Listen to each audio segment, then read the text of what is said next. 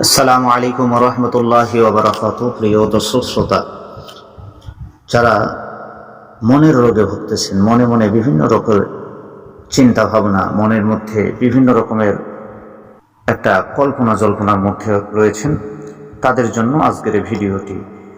এই আমলটি যদি আপনি করেন, আপনার মনের রোগ ভালো হবে, মন সবসময় ভালো থাকবে এবং আপনার শরীরের সমস্ত রকমের রোগ ব্যাধি দূর হবে ইনশাআল্লাহ। আল্লাহর উপরে বিশ্বাস রেখে এই আমলটি আপনি করবেন। প্রতিদিন সকাল সন্ধ্যা 21 বার করে পড়বেন বিসমিল্লাহির রহমানির রহিম। ইয়া হামিদু ইয়া হামিদু ইয়া হামিদু, এই দোয়াটি যদি আপনি 21 বার বিসমিল্লাহ বলে প্রথমে, পরবর্তীতে আর বলার দরকার হবে না, 21 বার পড়বেন ইনশাআল্লাহ।